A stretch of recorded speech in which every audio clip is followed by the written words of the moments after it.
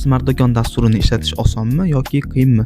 Xo'p, Smart do'kon dasturi har qanaqa qurilmaga moslashadigan, ya'ni xoh telefon bo'lsin, xoh kompyuterda foydalansin yokida planshetda foydalansa ham, ya'ni monoblok yoki boshqa qurilmalarda foydalansa ham bemalol moslashadigan eng oson va sodda qilib tartiblangan dastur.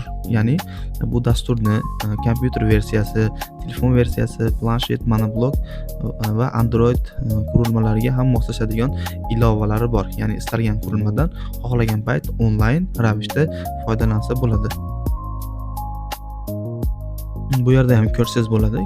Ya'ni bu yerdagi ma'lumotlar, ya'ni kartochkalar aniq odamga tushunarli qilib yozilgan.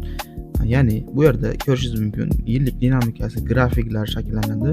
Ya'ni qaysi yilda qancha foyda qilgani. Bu yerda bugungi savdo, ya'ni bugun qaysi vaqtda qanaqa savdo bo'lganligi ko'rsatiladi. Bu yerda hozir asosan bu dastur bo'sh, ya'ni ma'lumot to'lmagan dasturdan foydalanyapmiz, ya'ni ko'rsatib berish uchun. Xo'p, bu yerda post terminal degan bo'limlari bor, ya'ni sotish bo'limi. Bu yerda sun'iy intellekt bo'limi bor, kassa bo'limi bor. Ya'ni sodda qilib aytadigan bo'lsak, bittada kirgan odam, ya'ni ko'rgan odamki bittada tushuna oladi. Yana ham soddaroq qilib aytadigan bo'lsak, har qanaqa smartfon foydalanuvchisi bu dasturdan bemalol sodda, ya'ni oson ravishda bemalol tushunib ishlatib ketaveradi. Xo'p, keyingi videolarimizda xudo xolasa dasturda telefon bilan boshqarish mumkinmi degan savoliga javob beramiz